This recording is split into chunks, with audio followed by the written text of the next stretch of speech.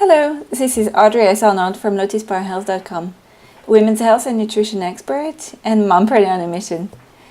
I wanted to connect with you today to speak about something that's very dear to my heart. I got reminded tonight, speaking to a colleague of mine, about the fact that when she works with her clients who are cancer patients, very often the cancer emerges when her patients have been putting their lives on hold for so long, and that they always think that tomorrow they can do whatever they want, and today they have to be just focusing on what makes sense, right? And as a mompreneur on a mission, what I want to share with you is that what is important to your heart, whether it's your family or whether it's your business, doesn't mean that you need to be deciding that one has value and priority over the other. There are circumstances when one does have priority over the other, but at the end of the day, what is important is that you fully express yourself and who you are as well. Otherwise, you get emotions which are stored in the body and might be affecting your health in a negative way over the long run. Just to give you an example, what started me on this journey in 2011 was when I was diagnosed with endometriosis. It's a pelvic pain condition that affects women, and well, it creates, I'm sorry, I'm a bit emotional talking about that, but endometriosis, when you know about it, you know that it can create a lot of pain in the body for women, whether that's around the menstruations or throughout the cycle.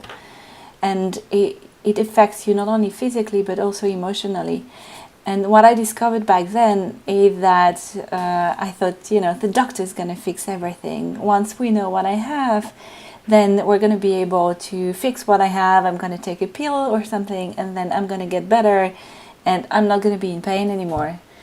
Well, it didn't quite happen like this. I spent a lot of years before that being overstressed and working many hours and putting my time and my energy and my passion into someone else's passion. And then happened that I got endometriosis that just went through the roof. And the pain I had on a scale of 1 to 10, was a 9. And I got hormonal treatments. I tried many different painkillers. I had twice surgery, and it kept on coming back until I decided there needs to be another way. I can't keep on having someone cut into me or keep taking hormonal treatment that make me feel even more disconnected with who I am and foreign in my own body. And when I looked further into why endometriosis was manifesting, I discovered that there's a lot you can do with nutrition, and nutrition is only the basics, the starting point.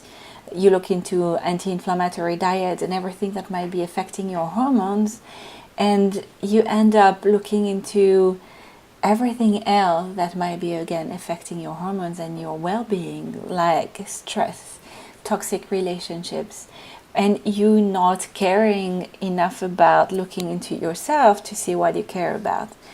Like for me, it was helping other people.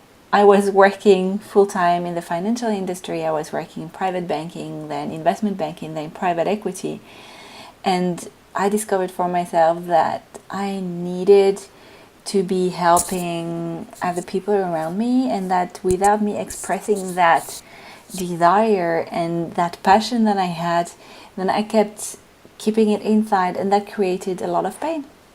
That led me to, having that realization led me to decreasing even further the pain that I had.